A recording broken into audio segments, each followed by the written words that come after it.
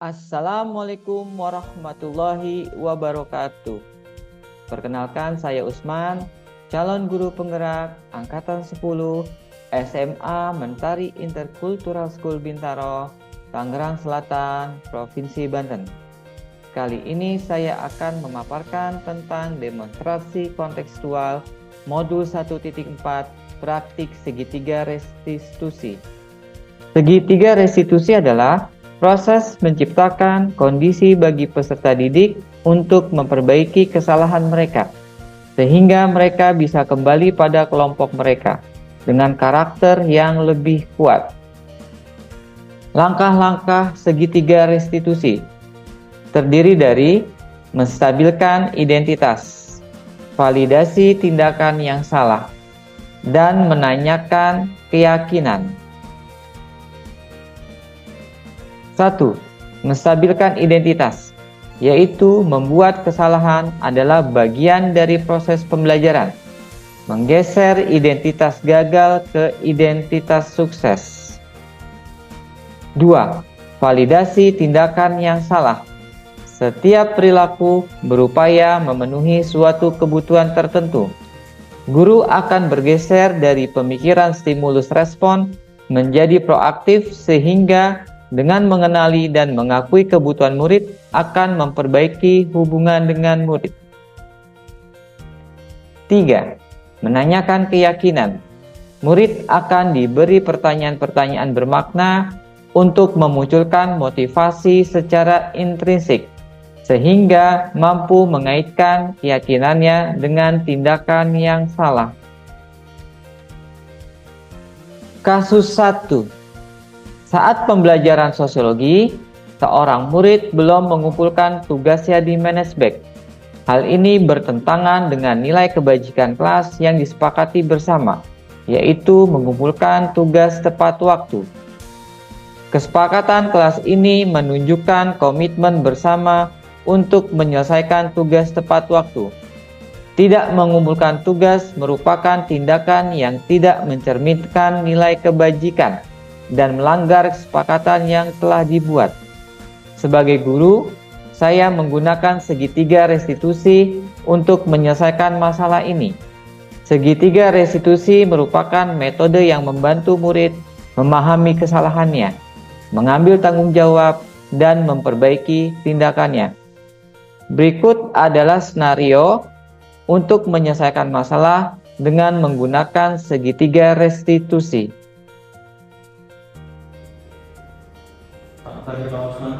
Hai Emir, apa kabar? Semoga kamu dalam keadaan sehat selalu ya. Baik Pak, alhamdulillah sehat. Ayo silakan dulu Emir. Tahu nggak kenapa kamu saya panggil ke sini? Mungkin terkait dengan tugas sosiologi di Manasbek. Oke, benar Emir. Saya sudah cek tugas kamu di Manasbek nih. Dari 10 tugas, ternyata kamu baru mengerjakan 3 tugas. Jadi masih ada 70% tugas yang harus kamu submit. Nah, kalau boleh tahu, kira-kira kenapa ya kamu kok belum mengumpulkan tugas? Padahal biasanya kamu sangat disiplin dalam mengumpulkan tugas. Baik Pak, saya mengakui kalau memang belum selesaikan semua tugas di Manasbek. Oke, Emir, saya mengerti. Memang setiap manusia pasti punya kesalahan. Saya pun pernah berbuat salah. Nah, jadi dalam kondisi seperti ini, ya, memang menjelang semester seperti ini, memang kan banyak deadline yang harus kamu submit, yang harus kamu kumpulkan. Dan saya pun akan mengerti kondisi keadaan kamu saat ini. Saya minta maaf lagi untuk klien saya. Saya janji kalau akan lebih rajin dan lebih disiplin lagi atas tugas saya. Terus saya tidak ingin menjauhkan Bapak lagi karena Bapak sudah menyiapkan tugas sosiologi dan pelajaran sosiologi dengan menarik dan mudah dipahami. Maaf. Oke, Emir. Tapi Emir, saya ingin mengetahui lebih banyak yang terjadi sama kamu. Kenapa sih kamu kok tidak mengerjakan tugas di Manasbek? Bisa ceritakan ke saya? Iya Pak, saya mengikuti banyak ekstrakurikuler dan kegiatan di luar sekolah. Jadi saya sering menjadi capek dan lelah. Di dalam pelajaran pun saya juga sering capek dan lelah. Baik Emir, saya mengerti kadang kesibukan kita membuat kita kewalahan dalam mengerjakan tugas, dan itu merupakan bukanlah solusi yang terbaik jikalau kamu tidak mengumpulkan tugas. Nah, kira-kira nih menurut kamu bagaimana nih solusi yang terbaik biar kamu bisa mengumpulkan tugas dan kamu bisa mengerjakan kegiatan ekskul yang ada di sekolah maupun di luar? Saya bisa bikin jadwal Pak, agar saya bisa lebih semangat dan termotivasi agar mengerjakan tugas sosiologi di manajemen Pak. Oke, saya akan bantu kamu untuk membuatkan jadwal untuk membuat tugas tersebut. Emir, ingatkah kamu atas keyakinan kelas yang sudah kita sepakati bersama di awal pembelajaran sosiologi dulu? Masih ingat Pak, di awal pelajaran biasanya kita janji untuk mengerjakan tugas dengan tepat waktu, dan kalau tidak nilainya akan dikurangi. Oke, saya percaya bahwa kamu akan berkomitmen untuk menjalankan keyakinan kelas yang sudah kita sepakati bersama. Ya, saya akan mematuhi keyakinan kelas. Oke, Emir, bagaimana caranya nih? Kan kamu banyak ketertinggalan tugas. Nah, cara kamu untuk mengejar ketertinggalan tugas yang ada di Management itu bagaimana? Bisakah kamu memberikan solusinya ke saya? Saya akan mengerjakan semua tugas di manajemen. Oke, baik Emir, silakan kerjakan semua tugas yang ada di Management sesuai dengan waktu yang sudah ditentukan. Jika kamu kesulitan, silakan bisa menghubungi saya atau kamu bisa berkonsultasi dengan teman-teman kamu untuk berdiskusi atau menjadi tutor. Terima kasih untuk kesempatan ini. Untuk ke depan saya berjanji untuk lebih disiplin dan selesaikan semua tugas dengan tepat waktu. Dan saya tidak akan mengecewain lagi ya Pak. Oke, terima kasih Emir. Pokoknya di sini kita saling membantu ya. Jika kamu ada kesulitan atau ada pertanyaan mengenai tugas yang ada di manajemen, kamu bisa bertanya ke saya. Oke, terima kasih Emir. Selamat pagi. Terima kasih ya Pak. Sebagai murid yang terlibat dalam penerapan segitiga restitusi terhadap kasus belum mengumpulkan tugas di Manaspek, saya merasa bahwa metode ini sangat membantu saya untuk bertanggung jawab dan memperbaiki kesalahanku. Pertama, saya mengakui bahwa keterlambatan mengumpulkan tugas adalah sebuah kesalahan karena menunjukkan kurangnya tanggung jawab dan dapat menghambat proses belajar mengajar. Kedua, saya menyadari dampak dari tindakan ini, yaitu mempersulit guru dalam mengevaluasikan kemajuan belajar dan memberikan penilaian yang tepat waktu, serta mengganggu alur penugasan kelas secara keseluruhan. Terakhir, untuk memperbaiki keadaan ini, saya berkomitmen untuk segera menyelesaikan dan mengumpulkan tugas tersebut, serta berusaha lebih disiplin dalam mengatur waktu dan tanggung jawab di masa mendatang. Dengan demikian, penerapan segitiga restitusi membantu saya belajar dari kesalahan dan meningkatkan sikap serta kinerja akademis saya. Terima kasih. Kasus 2. Saat pelajaran sosiologi, kelas 11 berlangsung. Salah satu murid yang tertangkap sedang bermain game di handphone. Hal ini bertentangan dengan nilai kebajikan kelas yang telah disepakati bersama, yaitu tidak bermain handphone dan game. Kesepakatan kelas ini menunjukkan komitmen bersama untuk fokus pada pembelajaran dan menghindari gangguan selama jam pelajaran. Bermain game di handphone merupakan tindakan yang tidak mencerminkan nilai kebajikan dan melanggar kesepakatan yang telah dibuat. Sebagai guru, saya menggunakan segitiga restitusi untuk menyelesaikan masalah ini. Segitiga restitusi merupakan metode yang membantu murid memahami kesalahannya, mengambil tanggung jawab, dan memperbaiki tindakannya. Berikut adalah skenario untuk menyelesaikan masalah dengan menggunakan segitiga restitusi. Halo Erin, bagaimana keadaanmu? Baik, Pak. Alhamdulillah, semoga kamu sehat ya. Iya, sehat. Oke, Erin, kira-kira kamu tahu gak saya panggil ke sini untuk apa? Tahu Pak. Syukurlah jika kamu mengetahuinya. Tadi saya lihat pada saat jam pelajaran saya lihat kamu lagi main game di handphone. Coba kamu ceritakan apa yang terjadi. Maaf Pak, tadi saya main game hanya sebentar karena bosan. Oke, saya tahu kamu bosan, tapi dalam pelajaran kamu harus fokus. Jadi tidak boleh main game, apalagi memegang handphone.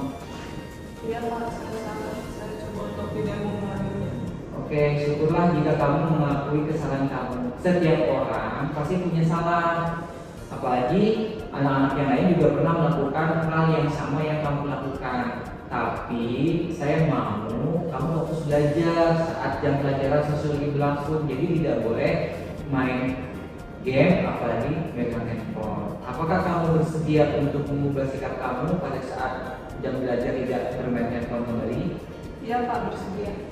Oke, bisa ceritakan kepada saya kenapa kamu merasa bosan dalam pembelajaran sosiologi hari ini? Apakah materinya kamu merasa sulit? Sebenarnya iya sih Pak, tapi menurut saya materi hari ini mengenai norma dan nilai sosial agak abstrak Pak. Saya lebih suka materi yang konkret dan aplikatif. Oke, memang materi hari ini tentang nilai dan norma itu lebih aplikatif. Artinya kita belajar tentang nilai dan norma itu untuk aplikasi dalam kehidupan sehari-hari. Jadi materi ini sangat penting bagi kamu untuk diaplikasikan dalam kehidupan sehari-hari. Ya Pak, saya paham. Erin, jika kamu merasa bosan atau tidak fokus dalam belajar, kamu bisa berbicara dengan saya atau meminta bantuan kepada temanmu agar pembelajaran yang kita lakukan itu bisa menjadi lebih efektif. Apakah kamu bisa menaruh handphone kamu supaya pembelajaran itu bisa berjalan lebih efektif?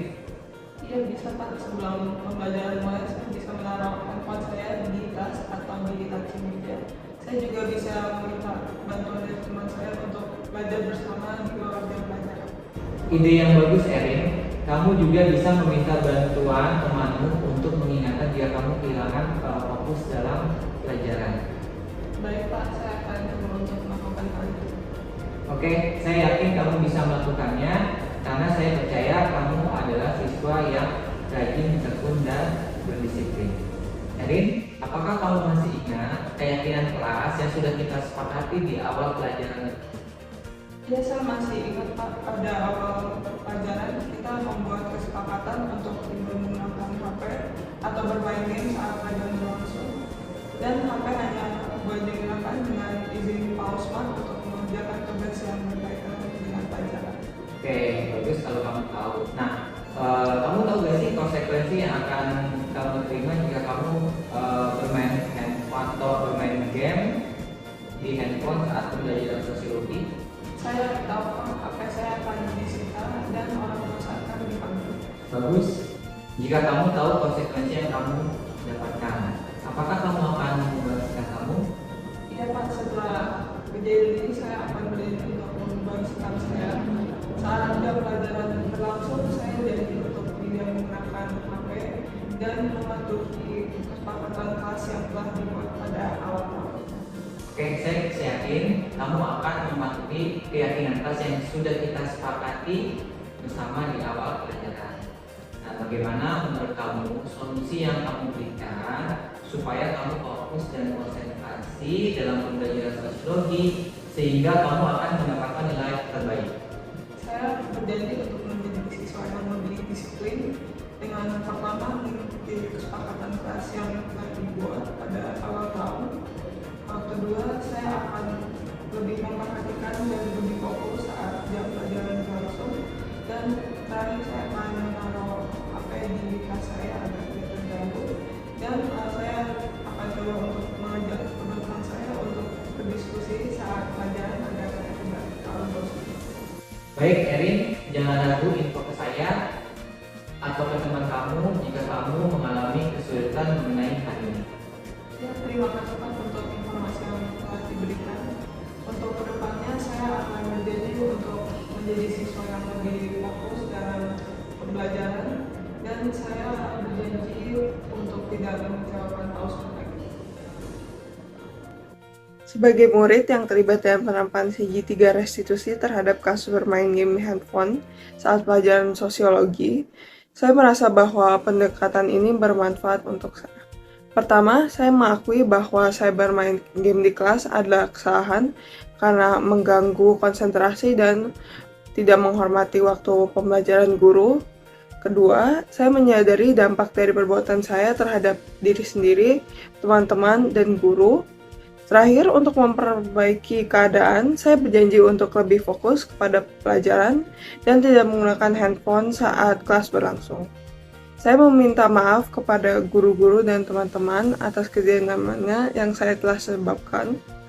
Dan dengan demikian, segitiga restitusi membantu saya untuk memperbaiki perilaku dan belajar dari kesalahan sehingga saya menjadi murid yang lebih baik di masa depan.